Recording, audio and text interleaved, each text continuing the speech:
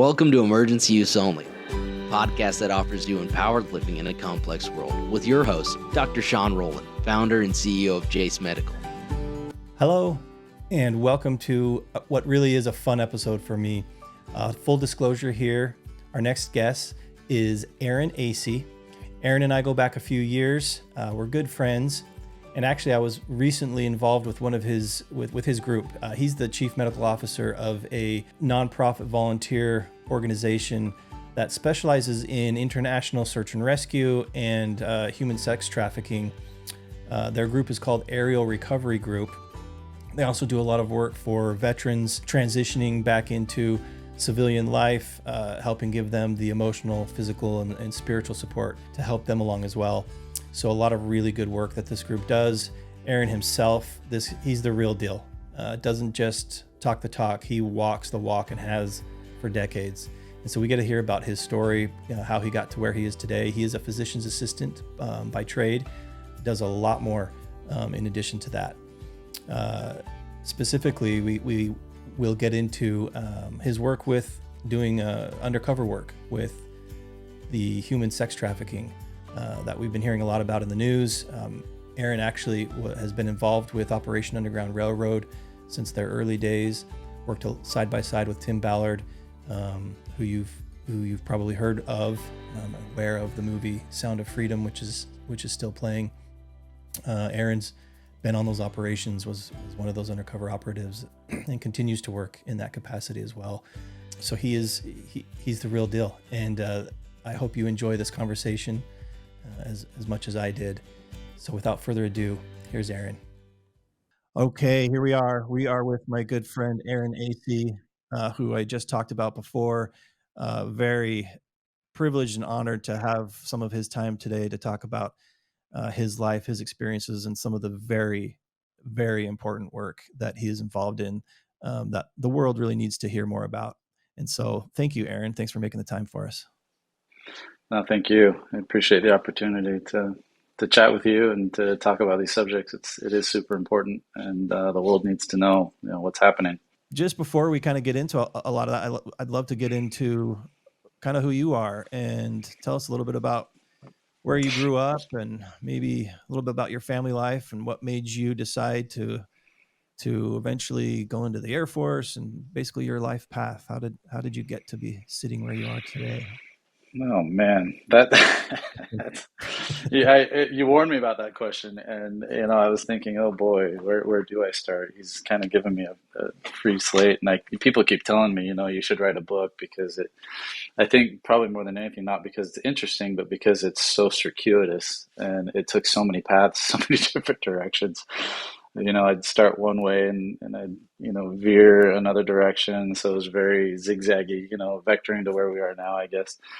But I grew up in Southern California. I was born in Oregon, but when I was young, we moved to Southern California, where I did most of my formative years of growing up. And I come from a family of three kids. My parents were, always there, very supportive, very loving. My dad was super adventurous and was always my scoutmaster. So I got to do some really cool stuff as a Boy Scout, and spent most of my growing up years either sailing along the Channel Islands or scuba diving or climbing mountains, or you name it, we did it. And we're usually we were dragging along the whole scout troop behind us, so it was a lot of fun. But it opened my eyes to just what a big world is out there, and it made me want to experience all of these things and experience this world as a whole. And just before, let's see, it was my junior year, we moved to Seattle, Washington, where I finished high school. And we were only there a short time, but there I was introduced to snow skiing and road biking, which we'll come back in just a second.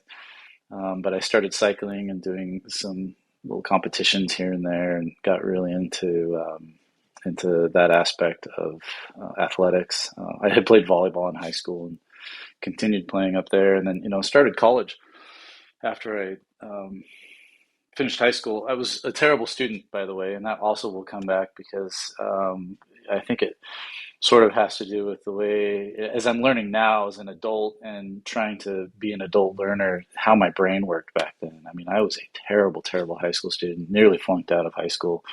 I even had a teacher tell me, you're never going to amount to anything. So I'm just going to go ahead and pass you so that you can graduate, just so that you get out of here, because I don't ever want to see you again. You're going to fail in everything that you do in life, which was very motivating for me to continue not working very hard at my education.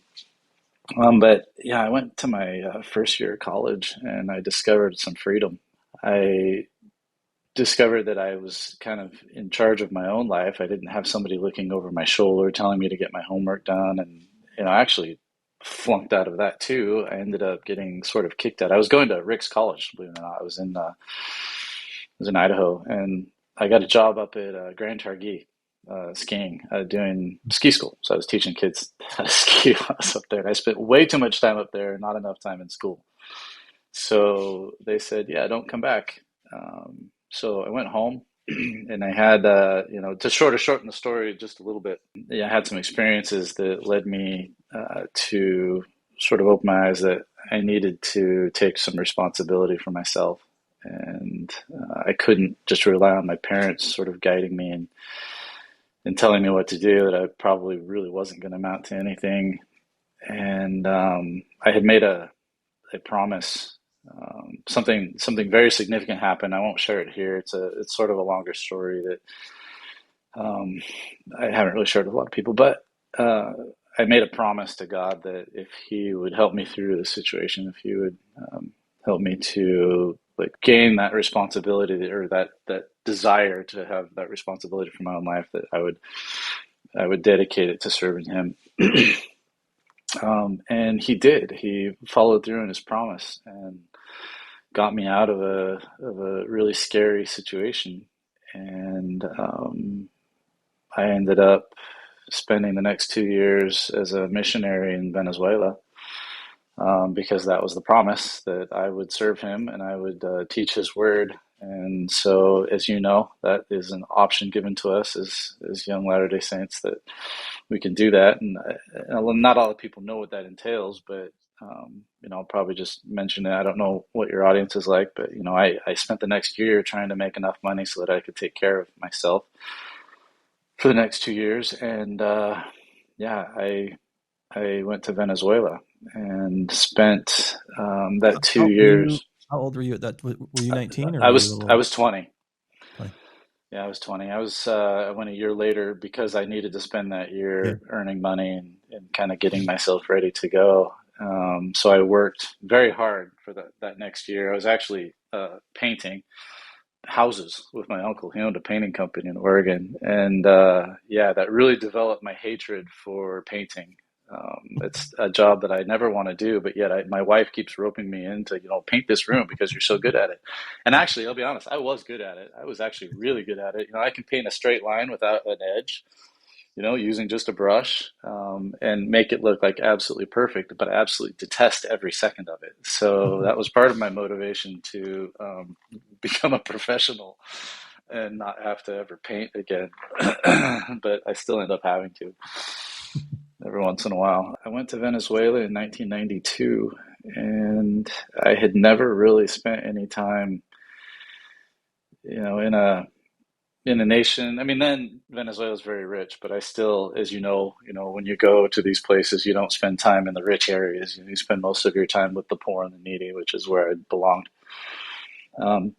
Partly because it was, my own recompense, it was my own, opportunity to prove myself to God, but also it was because that was where I needed to be. I needed to see that there were people in this world. I came back from that 2 years with a completely different perspective and a completely different idea of what I wanted to do with my life. I at that point decided that whatever it was, I wasn't quite sure. I knew it was something medical because I had gotten my lifeguard and spent some time doing lifeguarding. So I thought I wanted to be in the EMS and emergency Sorry, keep services, going. but I was also thinking that maybe I wanted to be a doctor. And so I came back from that thinking, well, I want to be in that field for for the underserved, the underprivileged, the people that are poor, the people that are needy, the people that are not getting, everything that they need. And so I slowly started sort of navigating my life that direction, but I also still had that really adventurous bug. So when I came home, this was in 1994, because I had gone out, a little later than most young men do, in our church. None of my friends were around, so I was sort of alone at home. And I had a really good friend that was living in Utah. He's like, "Hey, man, you need to come out to Utah. Like, this is where all the girls are. They're gorgeous. We got BYU here. We got University of Utah. There's tons of people. There's tons of stuff to do. And this is it's a great place. It's a good environment."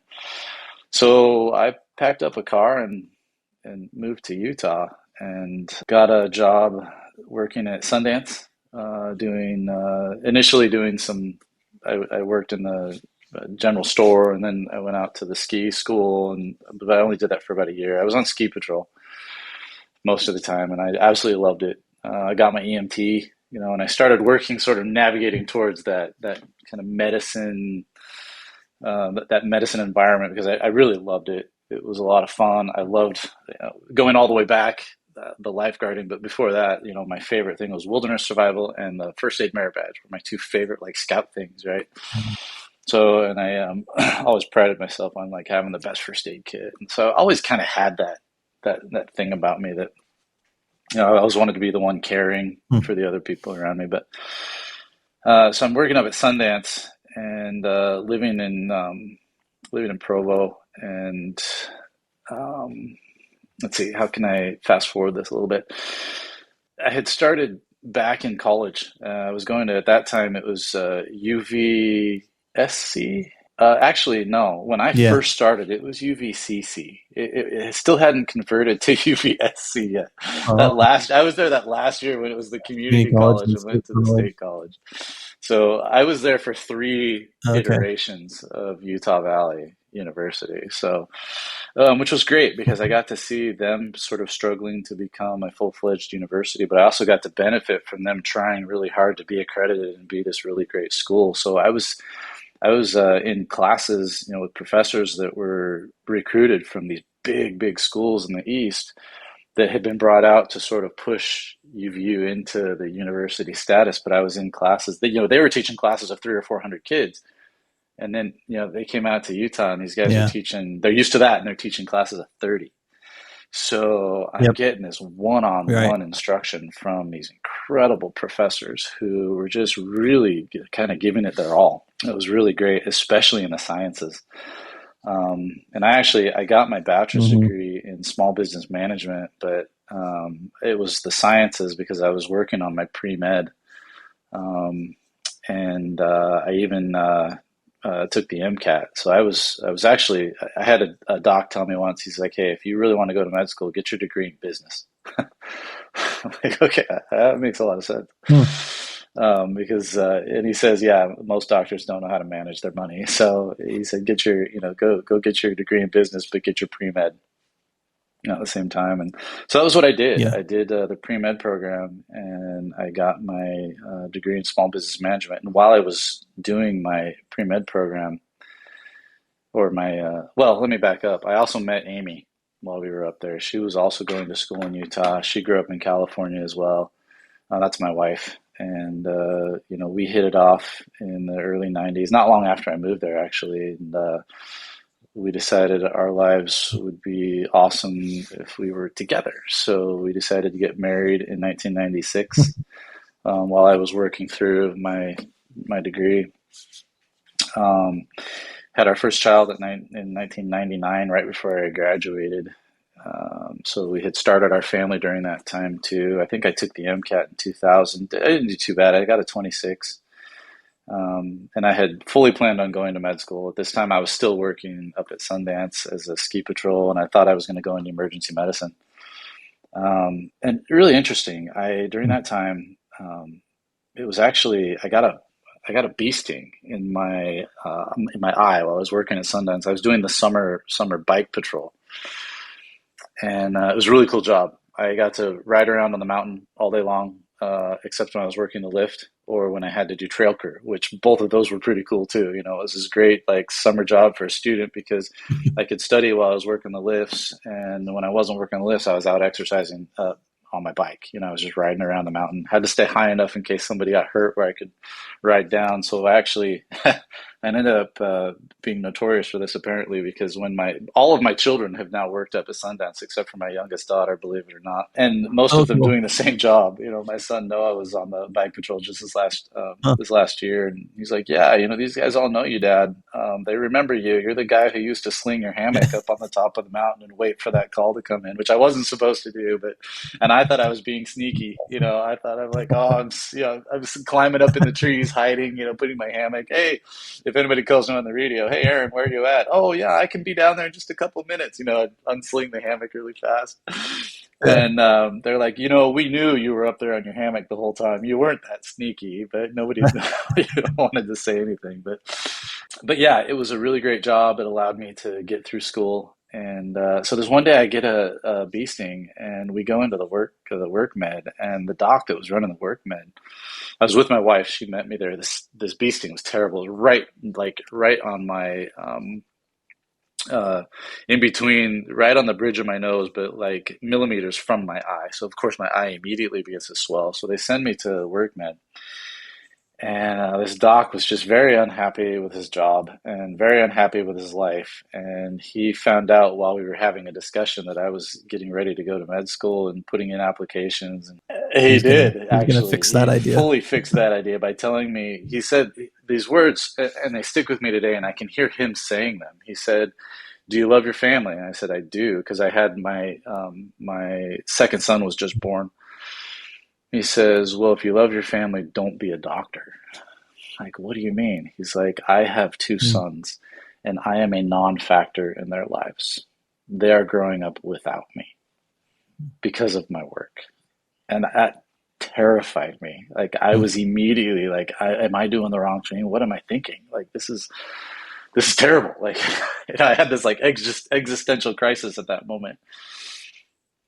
And Mm. I decided that, well, not long after that, the ski patrol decided that they needed to downsize. And so they did the best thing that could have ever happened to me, which at that time was very tragic, but I was actually let go from that job, forcing me to look for something else.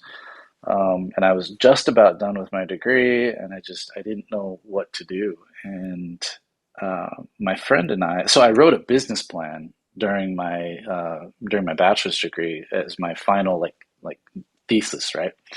And this business plan was for a bike shop that was a triathlon shop. So I would sell triathlon bikes and road bikes and wetsuits for swimming and goggles and maybe even some running shoes, right? So it was just supposed to be a project. And um, my friend and I, who also worked at Sundance with me, his name is Czar Johnson, were like, you know, triathlon's getting really popular. This actually could be a successful business. Yeah. So I kind of put all of my hopes and dreams for medicine on hold because we wanted to try this out and see if we could actually make it work. So in 2001, Mm. I just graduated and we decided to open up a bike shop in Orem. We were right there on State Street in Orem, Utah, and it was an amazing experience. It took years off my life, but it taught me some things that I don't think I would have learned any Hmm. other way. I had tried my hand at some other type of work, you know, sales and things, and I was terrible at it. I couldn't take the rejection. I couldn't stand people telling me no, you know, and I still can't. It's very hard for me to. I really care about what people think Mm. about me, so you can't be a salesperson and do that job. And so we decided to open the shop, and it was great. It was a tough time because retail is always hard, but selling bikes are even harder if you think about like profit margin and how much you actually make off of each bike. And my problem is I end up being very good friends with everybody who walks in the door. I'm that kind of person. I develop relationships with everybody. So when you own a retail Hmm. shop and everybody becomes your friend, so they all get discounts, your margin slips away to almost nothing very quickly. And so in 10 years, I don't think I ever actually made a Wow. profit. So we ended up running that job for a little while before we realized, my partner and I, that we needed to figure out another way to make money so that we could keep the shop going. So I went back to school and got my paramedic certificate, and got a job as a firefighter, because being a firefighter, we were on for a couple of days and then we'd be off for a couple of days. And so there was always that time to build, every firefighter has a second job, and a lot of them have businesses, right? So all of my friends that were fellow triathletes, or a bunch of them were firefighters. And they said, hey, you should become a firefighter. You can come work with us, and then you can run your shop on the side. So I did that. And firefighting turned me back to that original intent of medicine and healthcare and emergency medicine and just caring for the people. There's a saying in firefighting, our best day is somebody else's worst day. And it's definitely not something you wish for, but it certainly, as a firefighter, as any EMS professional would admit, there is something about waiting for the big one, right? And it's just something that we all have that in the back of our mind. We really Yeah. want that. It's Yeah, something you're and training test to use. ourselves against, Yeah. the Yeah. worst outcome. And that really is Yeah. how it is. And I absolutely loved that job. It was, when I did finally have to leave, it was the hardest decision up to that point I ever had to make. But I really, I loved I really identified with firefighting. I really identified with the work that I was doing. I loved being a paramedic. We were still running the shop on the side. So we even had a group called the Iron Firemen. So we were a group that did the triathlons, and we were doing Ironmans and adventure races and all kinds of really fun stuff. And getting a lot of people involved. We even put on some races. I was a race director for a little while. I put on the Moab Steelbender. We put on the Utah Triathlon. We were a sponsor for the Utah Half Ironman. And you guys were kind of at the beginning of that yeah, wave of triathlon became huge, certainly in that part of the country. yeah, and we were right there trying to really push it forward and really loving it, having a great time, but never making a Yeah. dime off of it. It was one of those things. We were always up at Spudman, and we were always at all these races. Chris Bowerbank and I are super good friends, and so I was always supporting his races, and it was a lot of fun. We had a great time, and we were building a really amazing culture, but there wasn't really money in it. And professionally, I wasn't doing what I know I was supposed to be doing. And that the healthcare aspect, what was in my mind of caring for people in their worst, I wasn't really doing that. So something was missing, and I knew it. And Yeah. at the same time, I'm not caring for my family like I wanted to. There's actually a segue in there that is a very long story, and so I won't tell it all. But we also, at home, I used to run an avalanche dog up at Sundance, and my dog passed away from cancer, and I got really depressed. So we decided that we needed to. My dad and I, we moved out to Eagle Mountain, and we decided to start a mushing kennel. So we started getting dogs and doing dog sledding out of a kennel out in Eagle Wow. Mountain, and doing some races. And so it was a rescue kennel. So we would get dogs that were, beaten or neglected or whatever, that were northern breeds, and we would bring them to our kennel. In conjunction with Racer Gibson and Arctic Rescue, which is still going on there, and they still train dogs. But we would bring them in, and we'd teach them how to run on a dog sled, and then we'd take these rescues and we'd go out and we'd run races with them. We'd run tours for people so they could learn what Arctic breeds were like. And so I had that going on the side as well. And my daughter Clara, she was racing, and she would go to these races, and she had her little team, and she'd run these little sprint races, and my boys were involved. It was a whole family affair. So it was kind of like the thing that we were doing on the side. And while all this is going on, we were very busy, as you can imagine. About 2008, I told my wife it just didn't seem like we were doing what we were supposed to be doing. There's something going on in my head that made this not feel right. And, for example, when I'd be at work and I'd take that patient, we'd pick them up, and 5 minutes later, we'd drop them off at the hospital. Something was telling me I need to know what happens next. something was driving me to want to Mm-hmm. know. Like, it was driving me crazy, so much so that, we'd stick around afterwards to see what happened to that patient. Where are they going? What are they doing to them and with them and for them? And so I realized that I wanted to know more. My knowledge wasn't where I wanted it to be. And I didn't know how to do that on my own. I didn't know how to continue studying as a paramedic and get more into it. And so a friend of mine had left the fire department to go to PA school. And I had another friend who was a doc who said, hey, you should consider maybe going to PA school. You could, even after you're done, come back and still maybe do firefighting on the side, but maybe this is something that you should do.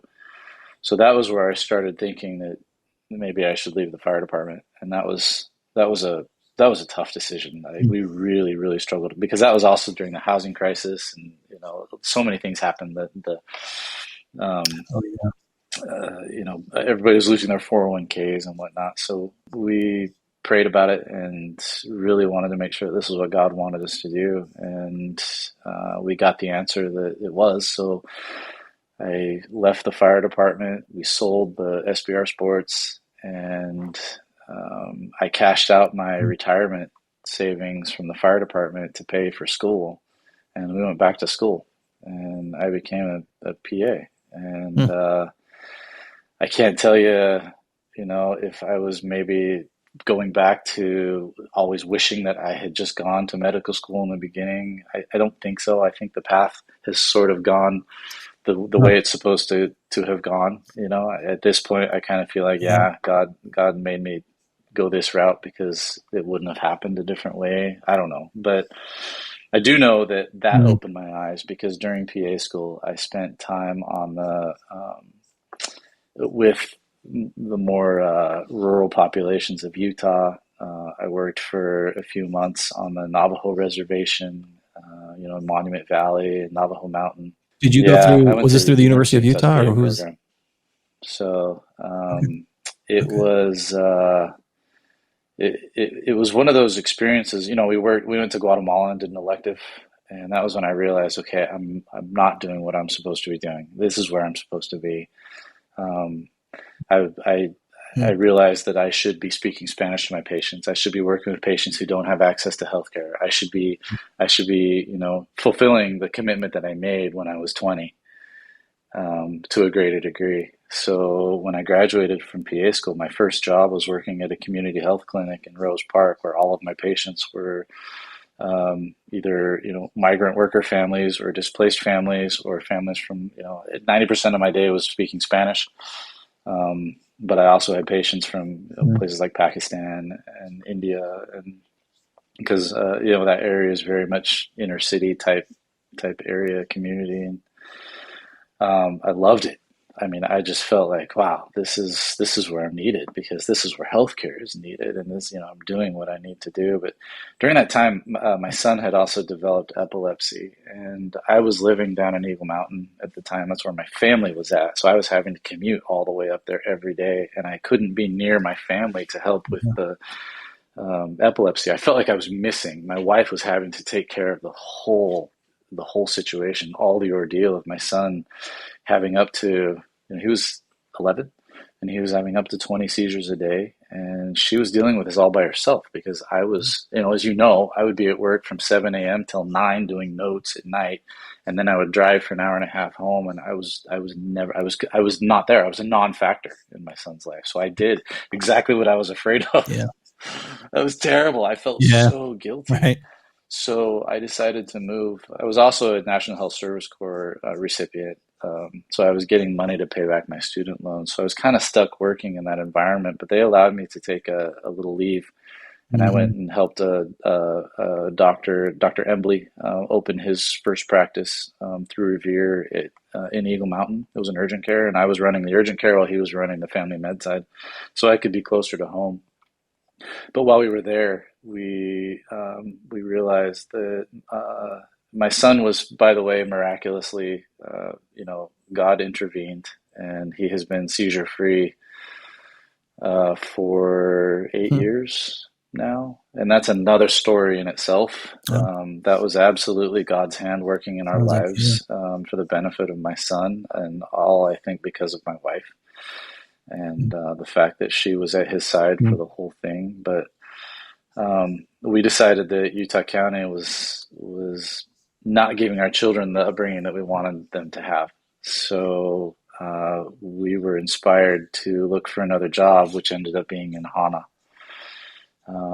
We had knew nothing about Hana. We knew Maui. We had been to Maui a couple of times, and it was an island that we loved. We loved the population there. We'd visited a few times, and we really felt drawn. But we didn't know anything about Hana, and as you know, it's much different than the rest of anywhere else in the islands. So we decided to apply for a job, and they have the community health clinic there, basically. So we went and visited the clinic and had the prompting that that was where we needed to be. Was that part of the National Health Service too? Yes, they actually. It's a really funny thing Yeah. though. I thought I had 6 months to pay back on my commitment to National Service Corps. Mm. So we moved out there and committed to a year. We're like, well, we'll stay for a year and then we'll come back probably to Utah. We don't know for sure, but that'll be the plan. 2 months after we get there, I get a letter from the National Health Service Corps saying, "Thank you for your service. You're all paid. You don't have to. Your commitment's done." So I Oh, had really? miscounted Oh, the wow. the dates. So had I known I only had 2 months to give back, And that was yeah, a had I big known I only reason had to two go months there. to Yeah. give back, I probably would have just gone to, maybe the clinic in Provo or something. We could have just paid it all off then. But But, it yeah. got us to Hana, Right and there. that was where, as you know, now you come into the Yeah. story because we really felt like we had found the place where our family needed to be. My oldest three kids graduated from Hana School. We did everything we could to be a part of that community. We went to every community event. We got to know all the people. I was called to be a leader in the church out there, and we tried to just immerse ourselves completely because we figured, well, this is going to be our home, and we don't know. It was Yeah. it was a mistake that got us out here because of the miscalculation. But once we got there, we realized that we were where we were supposed to be, that we were supposed to be home. And people would always ask us, "Well, when are you leaving?" We don't know that we ever will. Um, and then, interestingly enough, my kids would graduate from school and they'd go back to the mainland, and we were like, "What? Why do you guys keep leaving? We're in paradise. You're supposed to go to school here. You're supposed to want to stay here in the islands." So Bodhi graduates and goes back to Utah. Noah graduates and goes back to Utah. And then my daughter Clara graduates, and I'm like, Clara's going to be a lifer. She's a surf girl. She wants to, hunt and fish, and this is the best place to do all that stuff. She also goes back to Utah. Of course, she had friends there, and that's where all the friends were. So we're scratching our heads. My Mhm. wife is, her nestlings are leaving, and and having an ocean between mom and her little chicks is hard, and so she was really struggling. So to have one child Yeah. left at home and all the other kids far away and not able to come over for Sunday dinner and not able to, be hugged when they're having an issue, that really started pulling us back. So we realized that it wasn't really going to work for the family for us to stay so far away. So we made that really hard decision to leave Maui and leave Hana. And it really was hard. And it still is. I mean, we think about it all the time. Our kids did a lot of growing there. Even though it was hard, You guys will end up back on the island one day. yeah, I could see that happening definitely, especially with the way we're feeling right now. We're here in the same climate, but we don't have an ocean nearby. We don't have any breeze. There's no trade winds or anything. It's just sauna outside. So, yeah, I could see that probably happening. But we really did. I mean, we learned a lot while we were down I there, and especially that island mentality, the island, that culture of the islands of just, hey, you know what? Whatever, anything goes here. You be who you are, and we'll love you for it. You just respect everybody and be here with us and live with us and sacrifice with us and work with us. And as long as you're doing that, you are a part of us. Your family, your Ohana. And that's not something you get very yeah. often on the mainland, especially I think right now in Utah, where we're not really seeing that sense of community especially that small community. And I think people are kind of waking up right now with all the, small town songs that are coming out and everything, but they have that naturally. That's part of the aloha culture. That's just part of life. There is your community is your ohana. Everybody's your neighbors are auntie and uncle, Yeah. and it's just everybody's family, and you watch out for each other. And we really miss that out here. But man, that was a really long. I apologize. That took me a long time to give you my whole story, but That's okay. It's funny. Yeah, here to hear your story, but I've never talked to anyone, or at least known that you're, like you said, your circuitous kind of route. It's honestly, it's insane how much parallel the two of us could draw on some very particular things and some just, generally speaking. But that's so, yeah, awesome. one of these days I'll have to share back, but that's really cool. But okay. So I haven't heard, and correct me if I'm wrong, because at some point you get involved with the Air Force National Guard side of things, and I don't know if that plays into anything at all with Aero It, Recovery Group. I assume it does, but maybe yeah, it that's kind of does. And where I we think this goes transition into back to that. that circuitous route because I've got these offshoots that have kind of led back to where I am now that you can kind of see when you go back to the story. When I graduated from University of Utah, uh, literally, like as soon as I graduated, well, while I was doing my rotations as a PA, I rotated through a doctor's ER. His name's Micah Smith. He's now one of my best friends. He's one of the ER physicians at Timpanogos Hospital, and I rotated through his ER one night, and we got chatting, and he's like, "Now, what did you do for the fire department?" Because I was on their special response team, their like search and rescue team. I was a hazmat tech, Mm-hmm. and so a high angle rescue technician. So I did all of the search and rescue stuff. And he's like, "Have you ever considered the military?" I thought, well, yeah, a long time ago. And that's another story, but yeah, a long time ago, but not recently. And he said, "Well, if you want some help paying off student loans and you want to do a really fun job, you could do what you were doing for the fire department. You could do that for the Air Force." I'm like, "What? That sounds awesome." So he invited me out Mm-hmm. to meet Mm-hmm. the team out at the Salt Lake Air Base. And so I spent the next drill weekend. I went out and met all of them and saw what they were doing. And when I graduated, I um, commissioned as an officer. So I had a degree, so I was able to commission directly as an officer into the National Guard, the Air National Guard, to be on the Seaburnie Emergency Response Force. So it's a detachment from the medical group.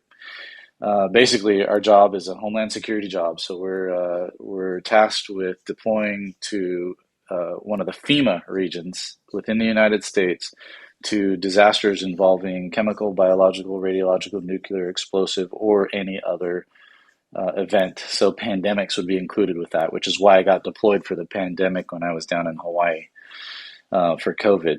Mm-hmm. So our team is Okay. sort of specialists in each of those areas, and each of us go through specific training to be able to deploy for the military in a guard capacity if any of those events occur.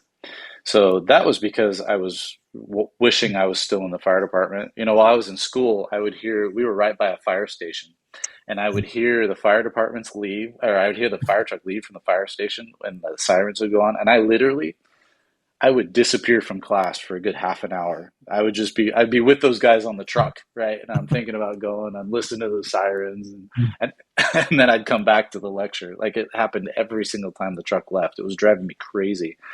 So I always had this like, okay, I got to get back to the fire department. I really miss that. But being in the military sort of gave me that what I needed back. I was back in training, doing high angle rescue and disaster work, and kind of going back to my original love in the fire department of doing, the austere medicine and being there for kind of the worst event possible, and I really really enjoyed that.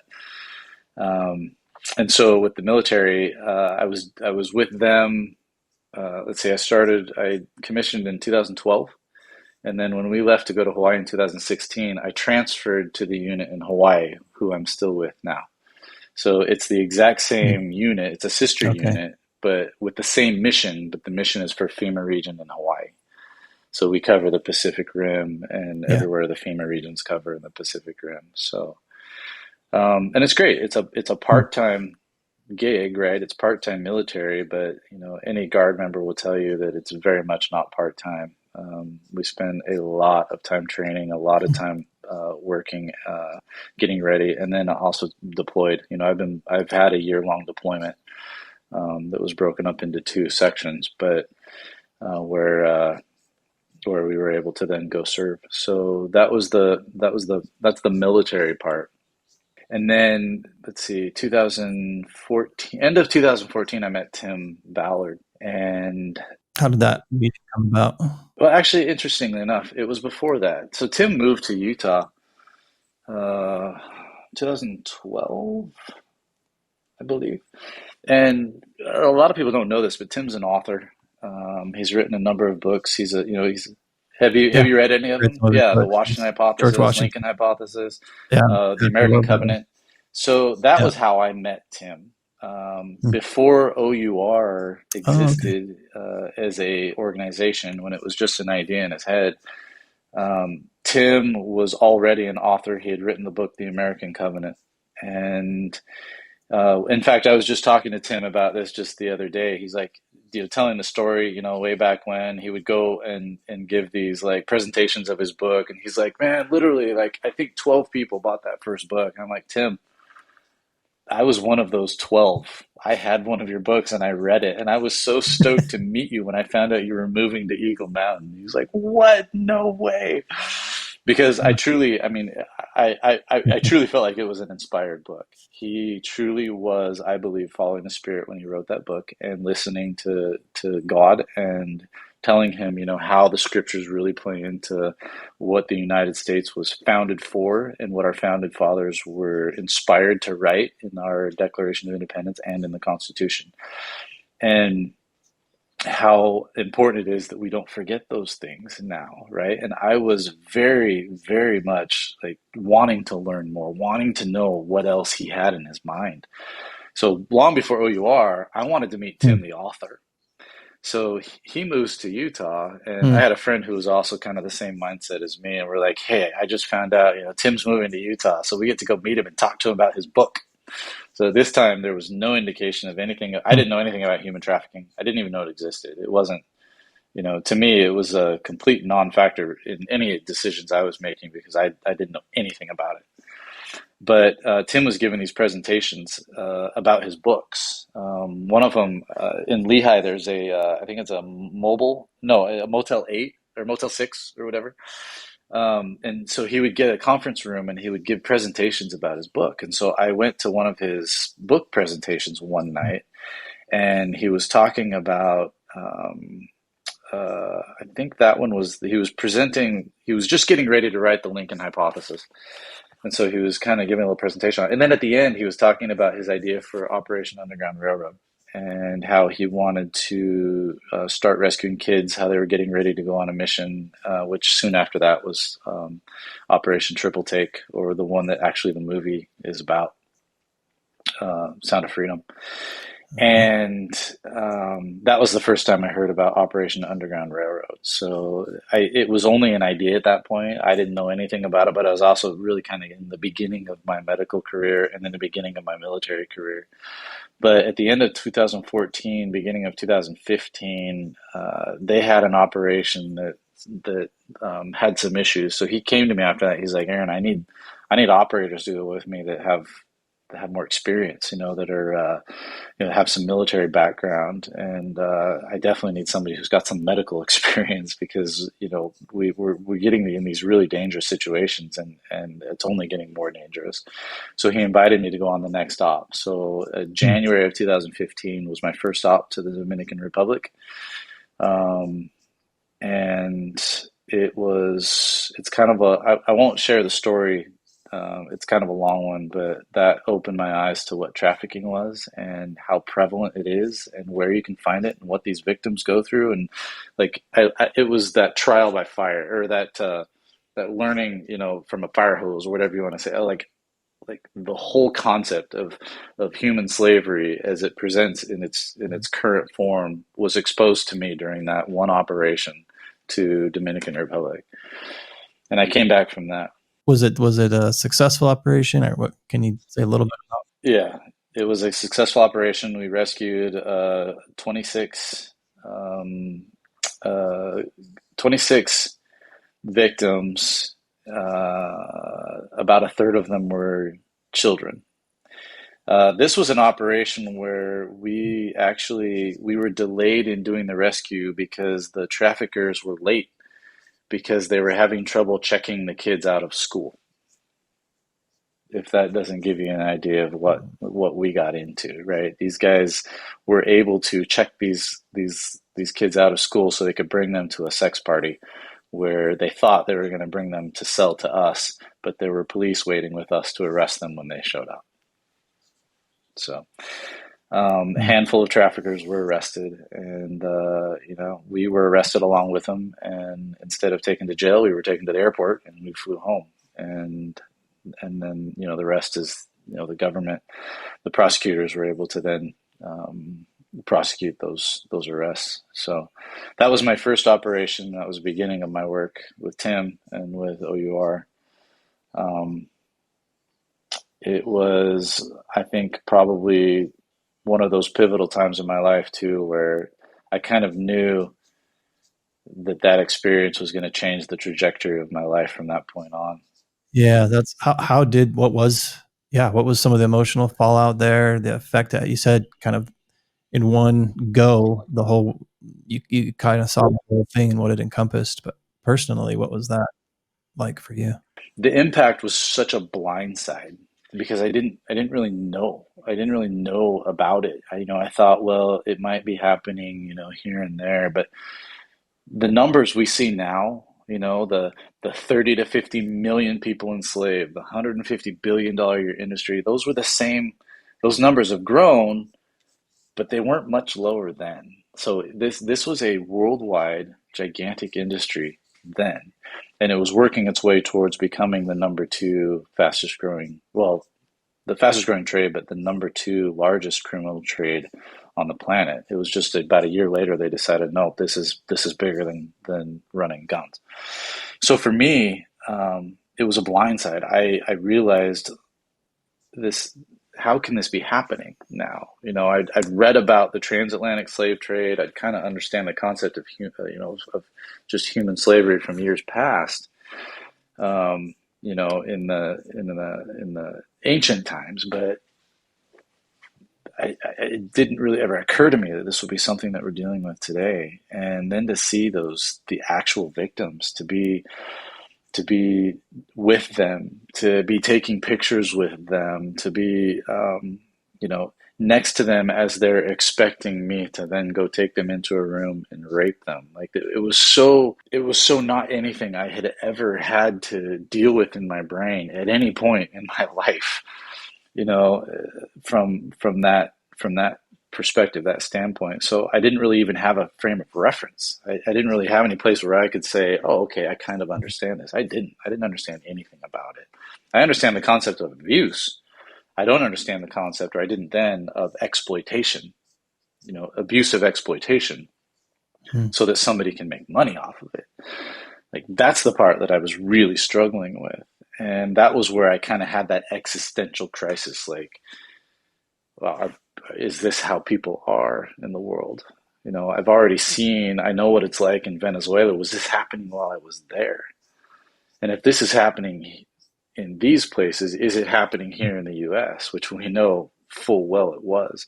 This was about the same time that, and you may have run across this in your career too, Doc, but I was working with a pediatrician who, I was trying to develop my style as a provider, and I was doing a lot of pediatrics because it was a community health clinic. I was kind of running the full gamut, right? It was family medicine at its finest, and in fact, it was also a lot of women's health. So I was doing a ton of OB-GYN and prenatal, and I loved it. That part was really great. But as I was doing the pediatrics part, I was doing well child checks. I found myself finding these kids who were having issues like porn addictions at like 11, 12 years old. I'm like, how are you getting exposed to porn at 11 years old? And so I asked the pediatrician, like, when do you start screening for porn addiction? He's like, I don't screen for porn addiction. And I said, come on, you got to be asking. I mean, this is a risk factor, right? The American College of Pediatrics is already saying we should at least be asking. They shouldn't be exposed to it at such a young age. We know what it's doing to the brain. We were already seeing evidence of that. And he's like, no, I don't, and you shouldn't either. I'm like, that doesn't sit right with me, because a couple days later, I went back to him. I'm like, hey, doc, I just found a 9-year-old addicted to porn. Do you really think I shouldn't be asking about porn addiction? Like, this kid abused a 6-year-old sibling because they were acting out something they saw on porn. You really think we should be asking about this stuff? And at least getting parents thinking about it. He's like, no, you shouldn't. And it's malpractice. He gave me some like dumb, like, no, you shouldn't be doing that. It's not appropriate medical care.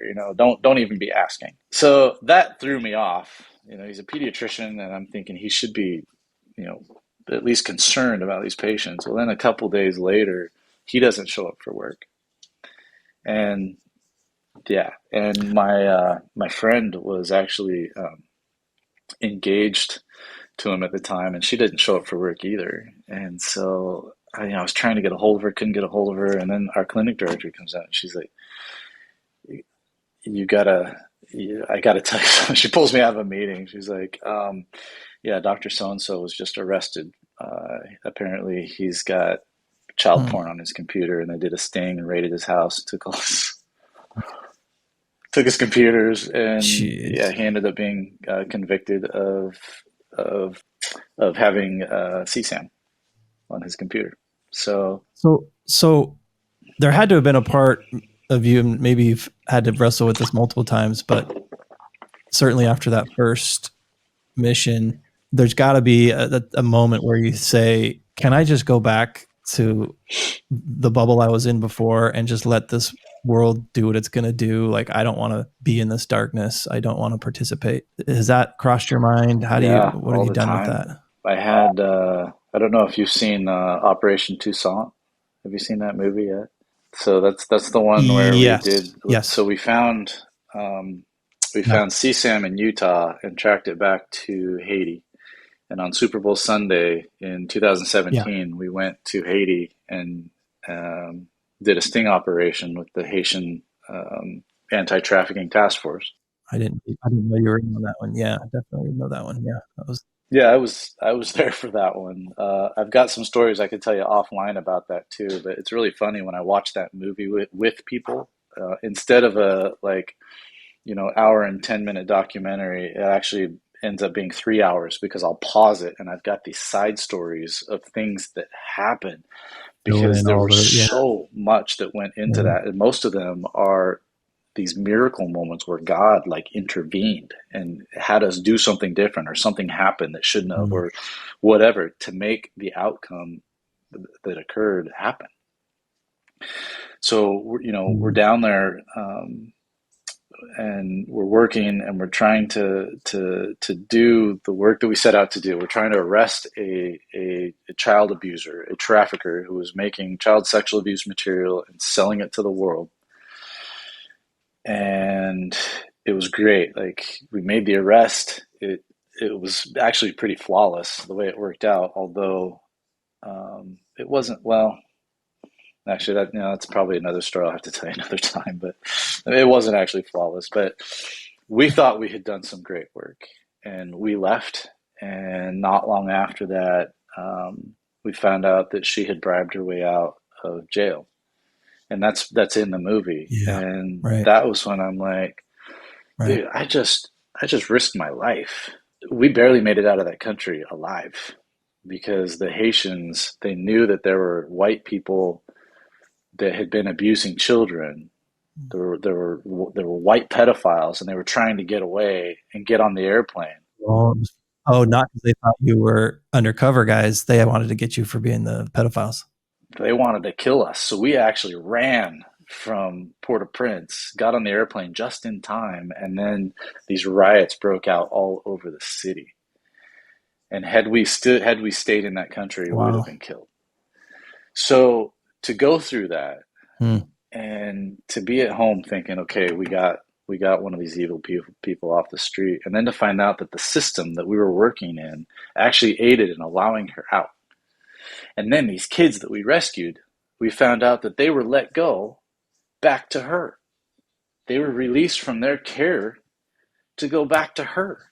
So you can imagine, like, that was another one of my like pivotal existential moments of why would I do this? Why would I leave my own family? Why would I leave my children potentially fatherless to go do something like this in Hmm. another country where I could easily be killed, and then just have them just turn around and just let them go? Like that doesn't make any sense. And I really, Hmm. really considered not continuing to do the work at that time. Um, but at the same time, God was telling me, you can't stop. You have to keep doing this. I know this is hard, but I'm protecting you. I'm watching over you. You can't look at it like you're going out risking your life, because you're not. You are, but you're doing my work. So you need to have faith that I'm watching over you. And that was kind of the time that I realized, okay, I need to look at it. This isn't just anti-human trafficking. This is anti-evil. This is the same war that started in heaven, right? This is the same battle between right and wrong, good and evil, light and dark, that started long before. And we're just continuing this war here. This is the war of our day. Because if this plays out and nothing changes the trajectory of these statistics, if we continue growing how many people are enslaved and how we are enslaving them, the only logical endpoint is that everybody in the world is enslaved, because the numbers are growing. It's not like we reach some balance, right? That's not how this works. So if we aren't doing something about it right now, if we aren't doing everything we can to fight the battles that are in front of us right now, then we're going to lose the war. And losing the war means the enslavement of the population of the world to criminals, to abusers, to evil people that would exploit everybody else. So that was when I realized that I have to figure out how to deal with this. I have to figure out how to emotionally come to terms.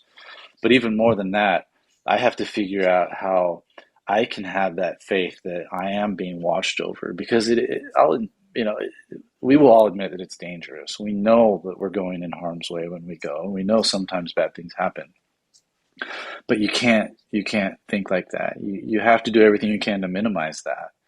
But once you're there, once you're sitting in front of the trafficker and having that conversation, you just have to trust God that He's watching over you, that He's taking care of you, and He's taking care of your family while you're at home, so you don't have to think about it. And I can't tell you, man, how many times I've come home having just seen something or experienced something or been a part of something where I would give anything to forget it, and come home and literally forget it.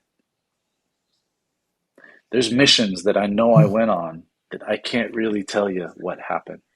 Hmm. There's things that I know I've seen, but I couldn't describe them to you right now. Yeah, it's a blessing. That's to me, I don't know, scariest. It's carrying that stuff with you, how it's then going to seep into your life and affect your relationships and your how you view the world and everyone around you, and the cynicism and the just all that could just creep in. But so that's remarkable. That kind of is a blessing. Well, it does. Sometimes it does, especially when you're feeling low and you're feeling tired, and when you've had something bad happen in some other area of your life. Those things do start to creep in, and it can be hard. But that's what I tell people when they come to me like, oh, what can I do? I want to go out and fight evil. I want to go out and do what you do. I want to go work undercover. And I just have to be honest with people and tell them, this isn't for everybody. Some of my very close friends, people that I have stood in harm's way with, have not survived the last 10 years with their conscience intact. Some of them with their marriages intact.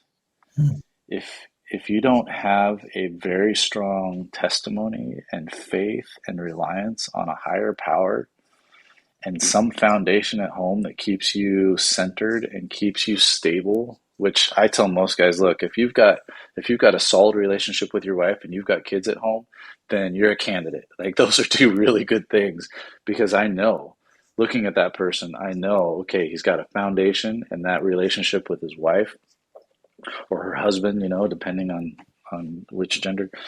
That is often enough to get through those hard nights, or to get through those tough experiences, or to know that, when you do experience that, you have something that you can come back to and then recenter. Guys that don't have that, it's a risk. You just never know when it's not gonna turn out good for them, because I've seen it happen, and it breaks my heart that I have known those guys and I've worked with those guys, and now I can watch them and just, like, oh man, if only you hadn't started doing that work. But for me, it's work that I feel very privileged to be able to do, and I hate doing it. I don't know if that makes sense, but yeah, no, totally, it makes total sense. Is some of the maybe the mental health aspect of this for you? Is that part of how aerial recovery came? Because I know a big part of their mission, apart from the disaster relief, and is also this Heal the Heroes stuff. Is that a little bit of how so you got the involved there? aerial actually came about sort of more circuitously even than that. Ukraine, the Ukraine war broke out in February of 2022, and something drove me to go to Ukraine.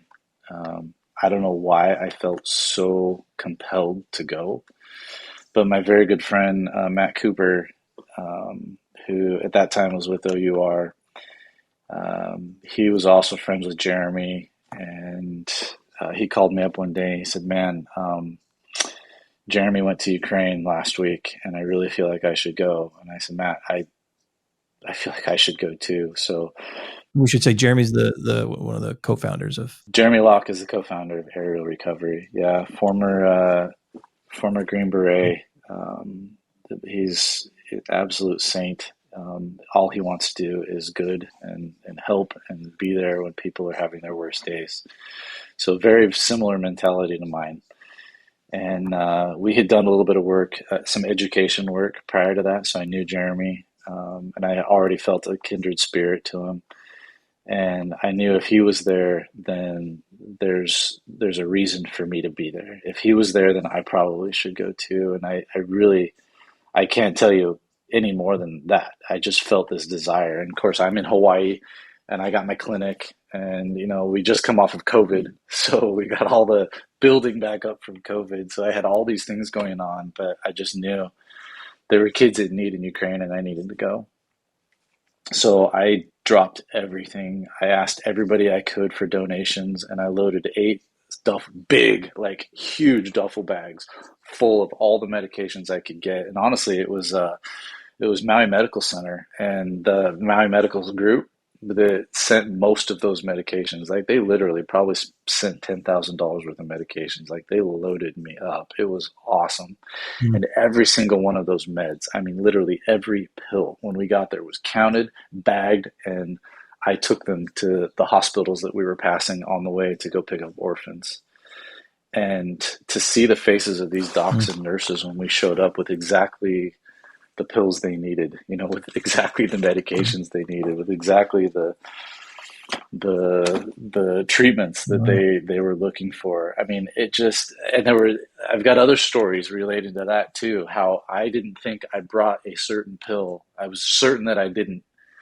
And then I opened up one of the bags, and that was sitting in the middle of the bag, the exact bottle of pills, a 1-month supply. And it was the only one in the whole 8 bags. It was 1-month supply of that med. I mean, awesome. That's, much smaller scale, but that was our experience in Maui as well. So I know that feeling. Yeah, it was amazing. And then I had an experience with Jeremy.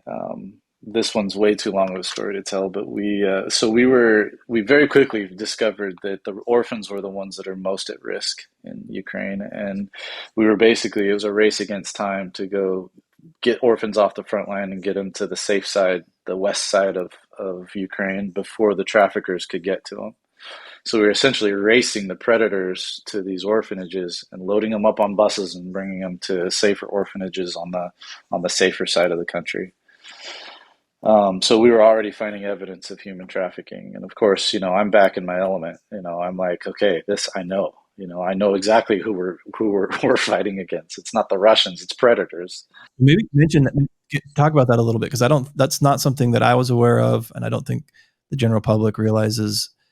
Whether it's a natural disaster, a fire, an earthquake, war, that's just ripe picking grounds for exploitation of minors. Yeah, if anytime you have a breakdown of public services, anytime you have a breakdown of security, anytime you have a breakdown of the normal rotation of life, you have increase in the vulnerabilities that promote exploitation, that promote predation. Number one actually is poverty.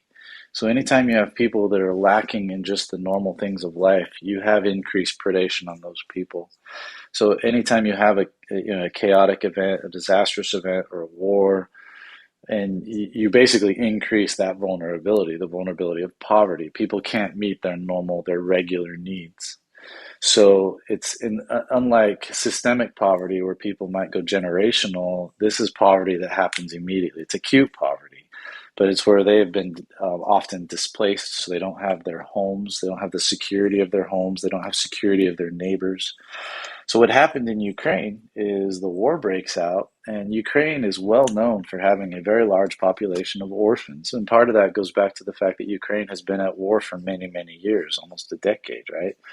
So they estimated just in orphans before the war started, there were 250,000. So, and Ukraine actually has done a pretty decent job of taking care of these orphans, having programs and systems in place for them. But once the war broke out and the Russians started encroaching on those Ukrainian cities, a couple things were happening. One, the predators also recognized an opportunity, just like sharks smelling blood in the water. They recognize that, oh, they're not being watched over, or if they are being watched over, they're not being watched over by many other people. There's no police system in place. There's no system of neighbors. It's just orphans and their caretakers. So we can handle that. So they'll show up with a bus, and in some cases just shoot the caretakers and take the kids.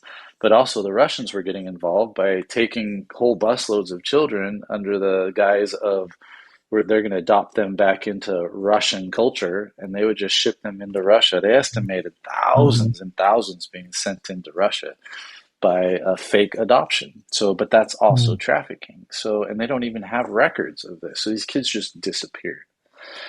We were also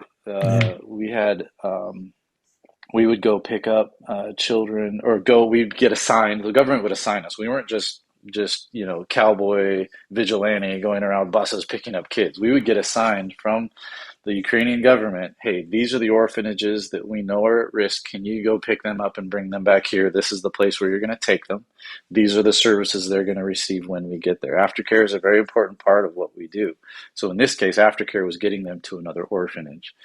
We would show up, and these kids would be hiding for days in bomb shelters. And in some cases, there would be predators there waiting. In fact, one case, we showed up, and this guy was asking very weird questions, but at the same time, having trouble with his bus. He couldn't get the engine running for some reason. Something was wrong with it. But so he was asking us for help. And so as we asked him questions about what he was doing, he didn't have the answers of, well, so-and-so sent me here, or this is where I'm taking them. It was more like, well, where are you guys taking the kids? Well, I might be going up to the border, but I'm having trouble getting across the border. So there were all these little these warning signs, warning signs that he was giving us that he really wasn't who he said he was. So, and I really think this is one of those situations where God intervened, because he couldn't get his vehicle started. And in the meantime, we were unloading the kids off of his bus and putting them on ours and just left.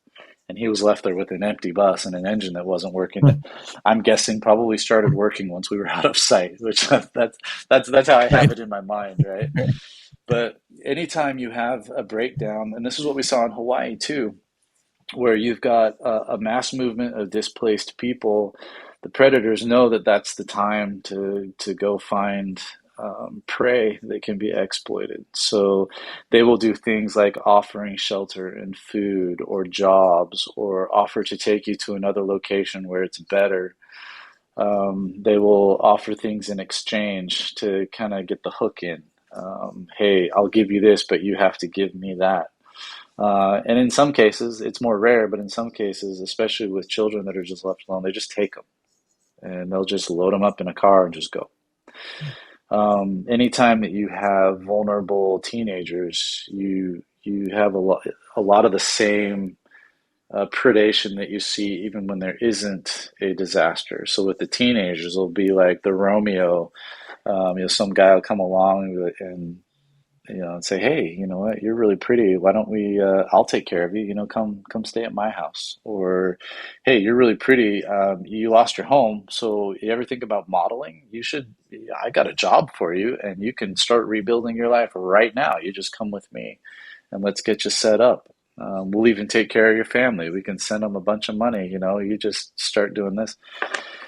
And those are very common tactics, and they'll start using them almost immediately, because once those, the victims are still in shock, right? They don't recognize how much their life has just been disrupted, and then these people that are very good at salesmanship, they're very good at the hook, they're very good at making you feel like they care about you, and once they get their claws in, and they don't let go. So What is your? I mean, you've seen it firsthand all around the world. You're involved with some of these that have become more public with the Sound of Freedom, and I've been struck. We talked a little bit about this before, but just what's your take on how or why is there any kind of divide or questioning of anything surrounding this? You look at whether it's people looking at Tim Ballard and his trying to attack things about him or his character, or just that whole the fact that there's any question about the validity of this, the importance of this. What other than just, I think it's probably easy just to say, well, that's the evil side of things. That's Satan's. What do we do about that? I liked how you just brought up the evil part, because in my experience, I feel like the resistance, as soon as you declare good, as soon as you declare I am fighting this, it's just like in a battle. Anytime you make your position known, you're going to draw fire, right? So if you tell the enemy Yeah. I'm over here, and sometimes that's even a ploy or a technique, where you're trying to take some of the emphasis off of maybe what your real plan is, right? Maybe you're trying to flank the enemy. So you have somebody say, hey, I'm over here, you draw fire, and then that takes the focus off of your real plan.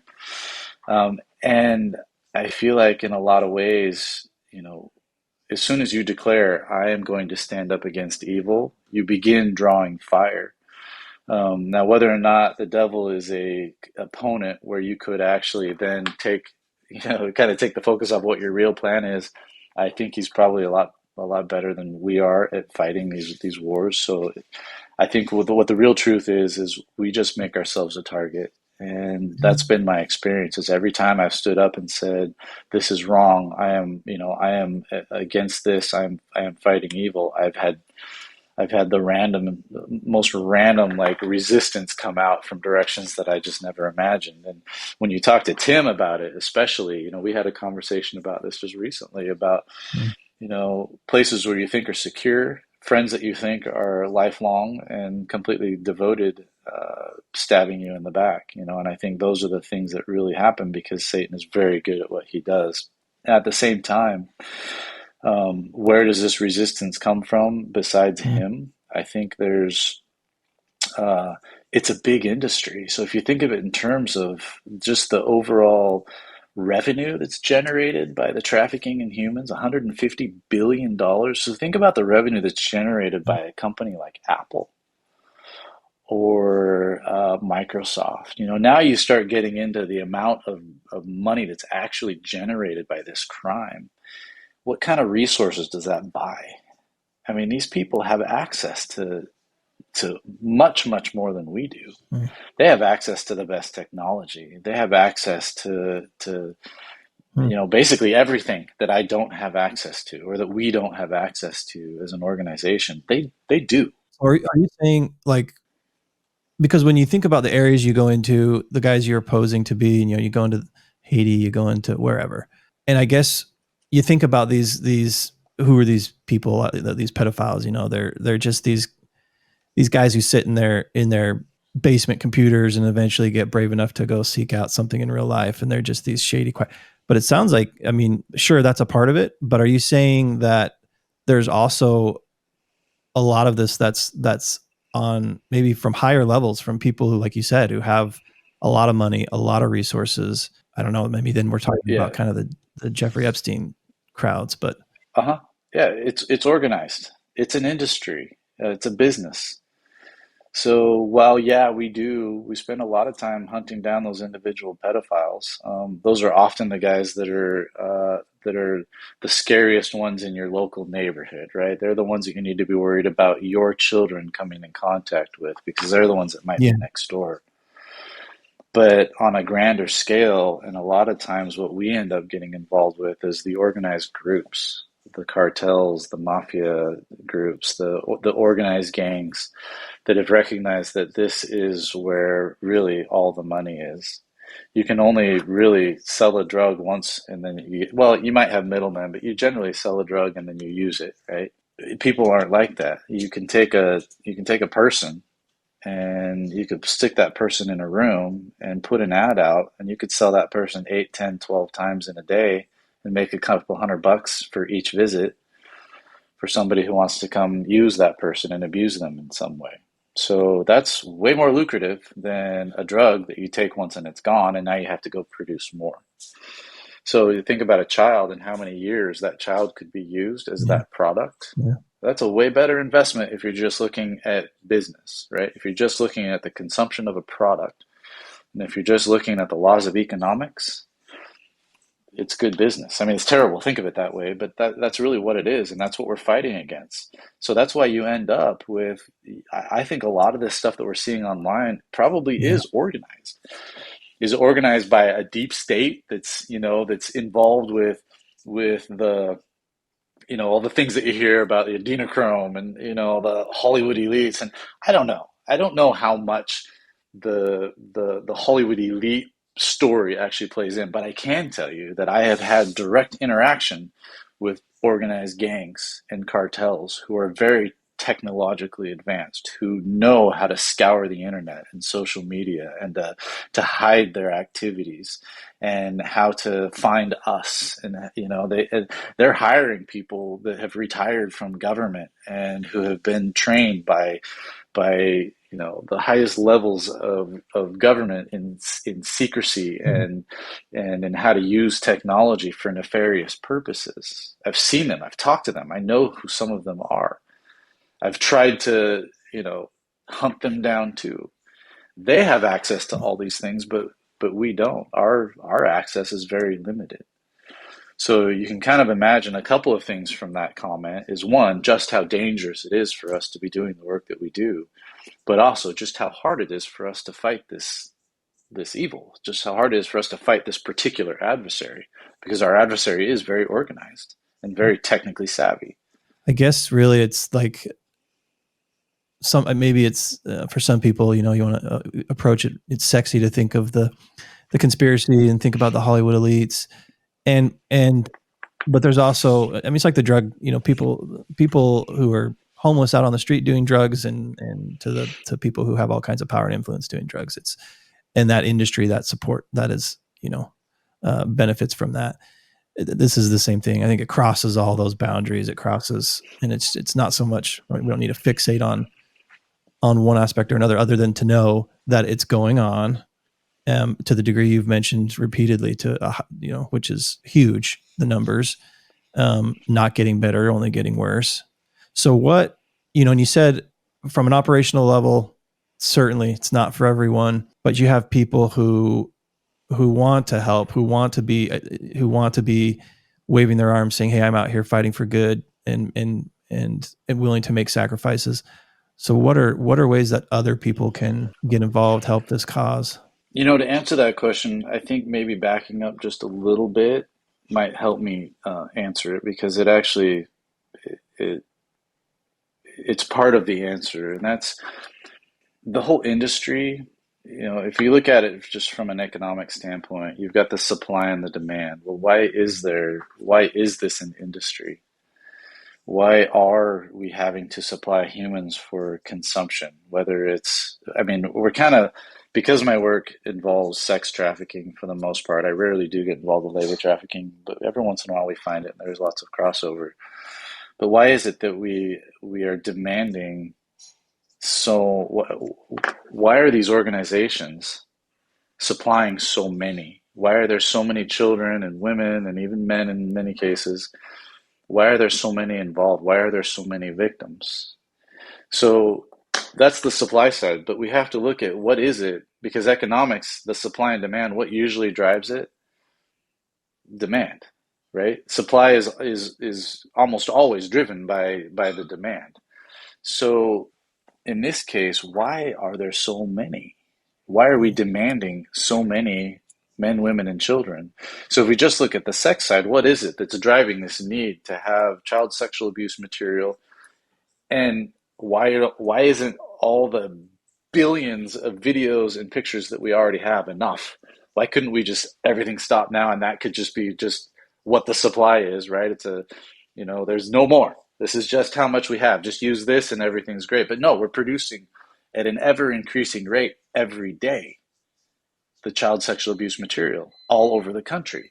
And then you also can look at just abuse. Why are there so many more people willing to take the risk of actually having sex with a child by going out and actually looking for it and buying it? Which is where we come in, because oftentimes I go pose as that buyer. Why? Because they look like me.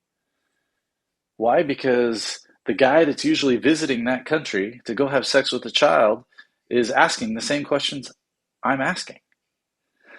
So why does that ploy work? And then if you look at the labor side, why is it that we have to exploit children to produce building material like bricks? Why is it that we need children to go harvest cobalt out of open pit mines to run our Teslas and our cell phones? Like what is it in this world that is making us need to resort to that so that we can have all the stuff that we have, or so that we can satisfy whatever it is that we're trying to satisfy? So the consumption aspect, I think, needs to be addressed. Each of us needs to be more responsible. I mean, just looking at the labor side, we each individually need to be way more responsible at our consumption.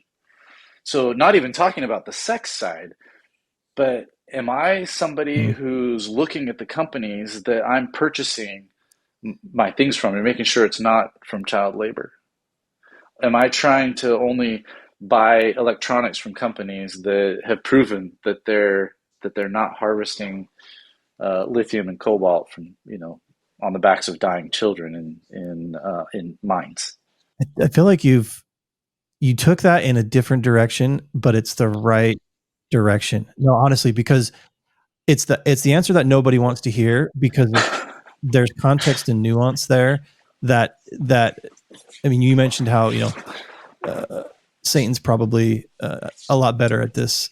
Not probably, he's a lot better at this than we are, and his strategy goes back thousands of years. And so we love to come to hey, who can I donate to help your cause? Because I want to give you some money, and that's going to, I'll feel better, and the world will start working again. but these are we're talking about deep in the roots of our world, global society, human condition. Yeah, it's right. It's And it gets systemic. down into the human condition. Like when you say We've made it part of why our is there even a culture. demand?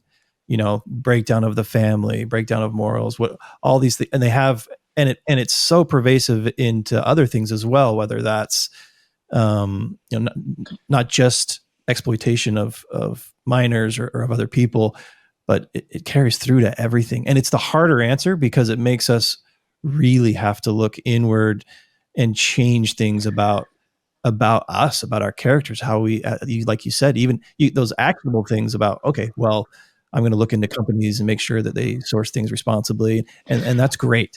But even just taking it back a step further, and in back to the what drives us, what brings us joy, why is our society at a place, well, and has been, where people can find joy in these evil things.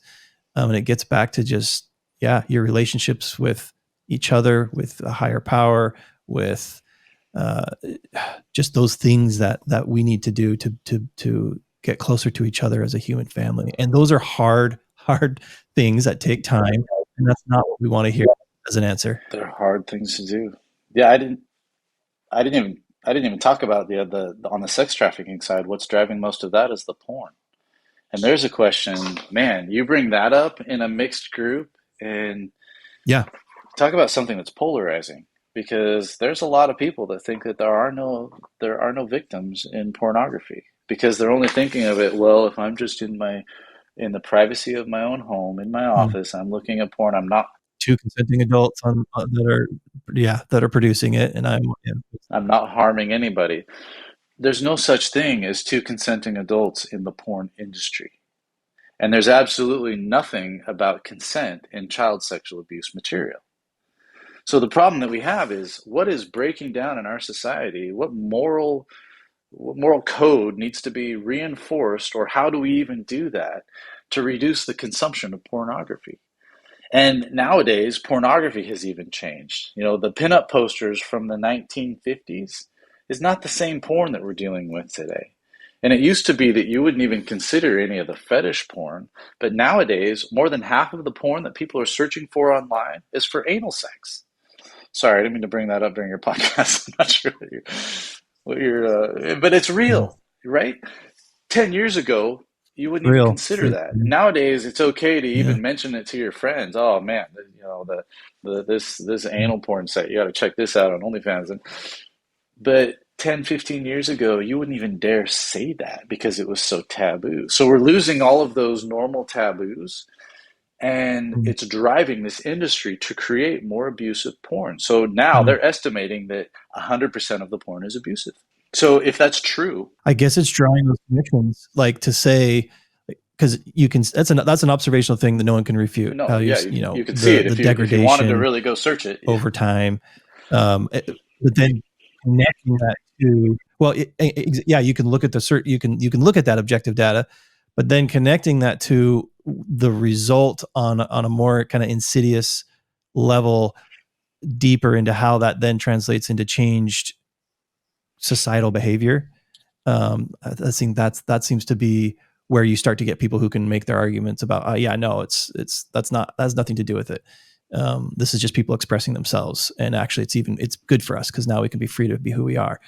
Um, that's where it gets tricky. Yeah, but that's just not the case.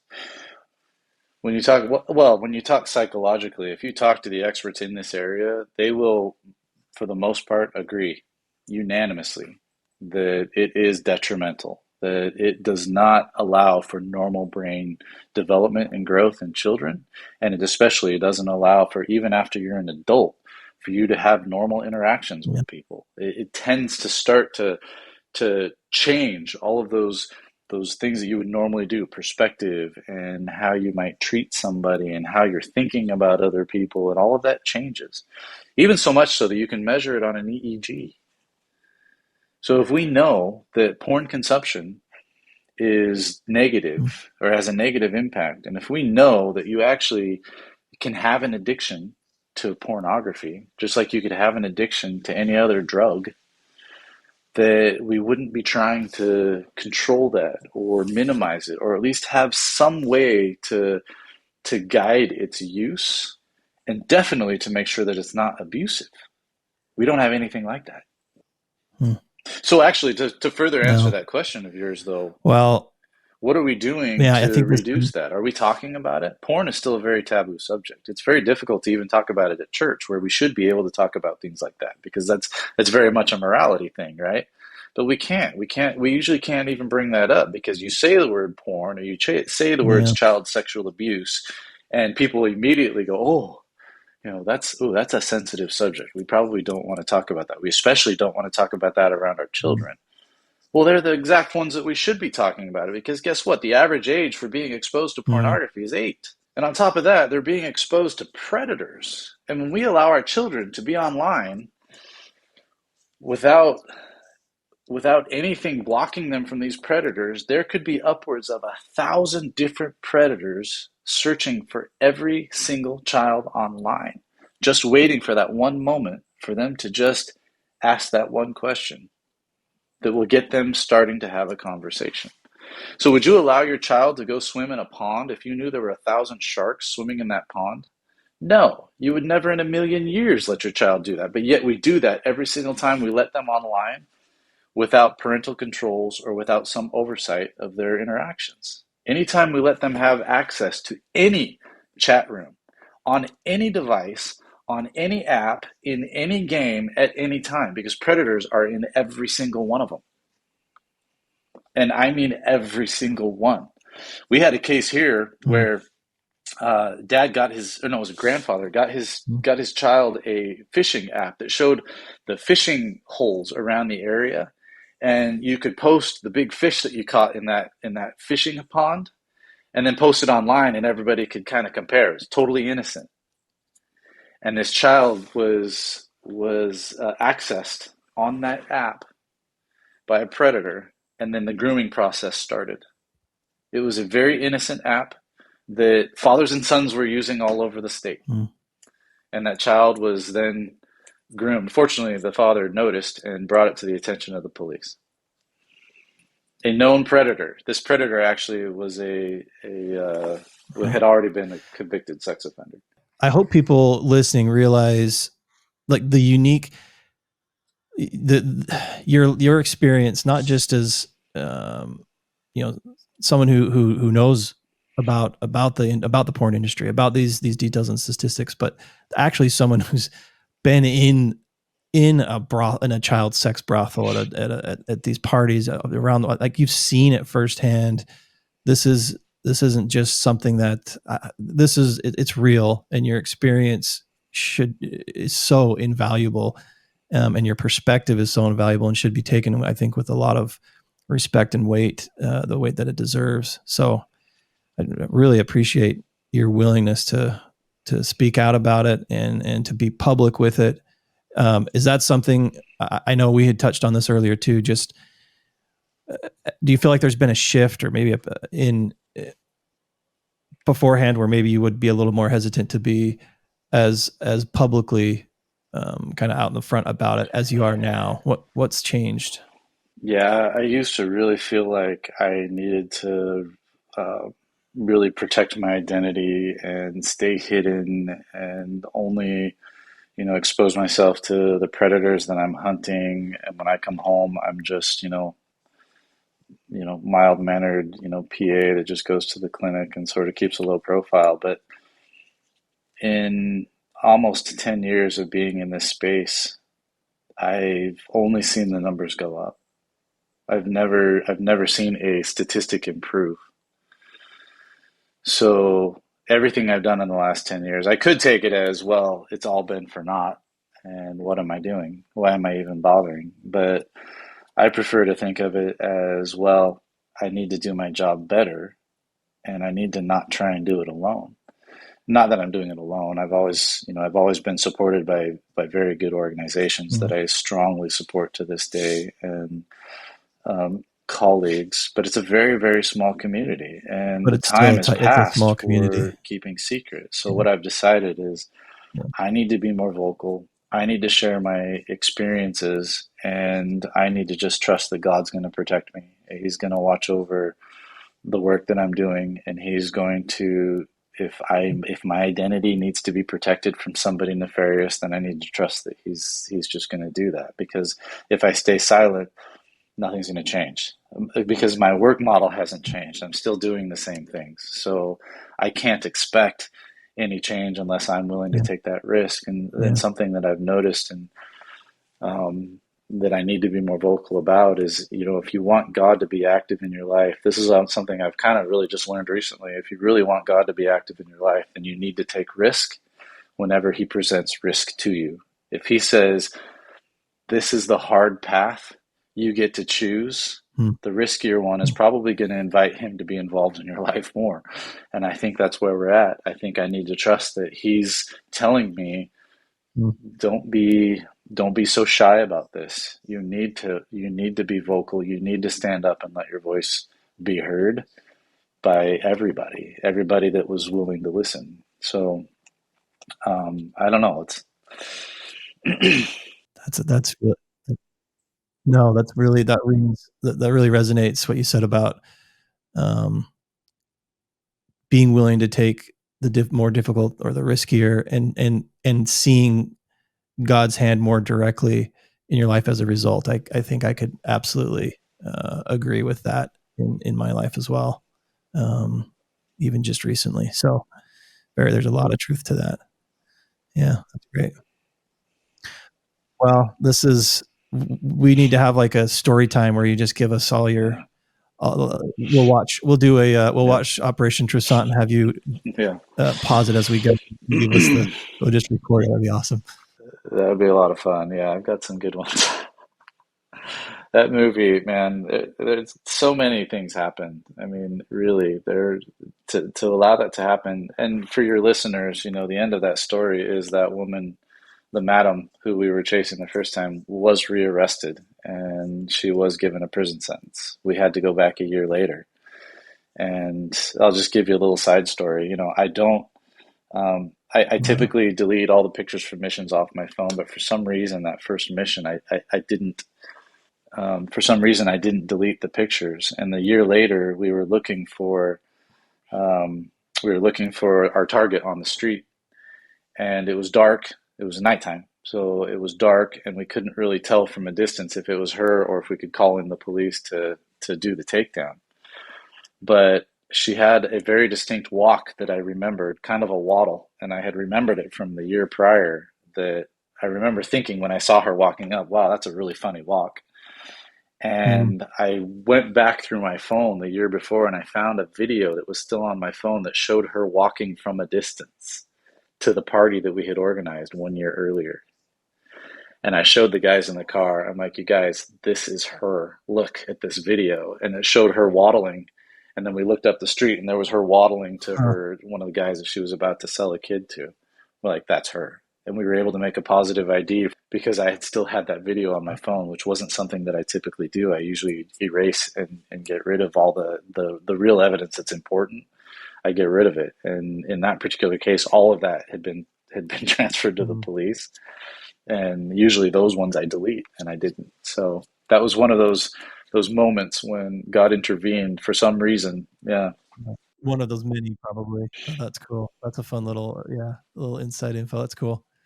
Well, Aaron, this has been awesome. I thank you for your time again, for your courage and your willingness and accessibility. And let's do it again. Tell some more stories. Yeah, for sure. Awesome. Thank you. This has been great. Thank you so much. Thanks for listening to Emergency Use Only, Empowered Living in a Complex World. We hope you enjoyed today's episode and that it helped bring some light into your day. Remember, you have the ability to overcome your problems and maintain positivity throughout your life.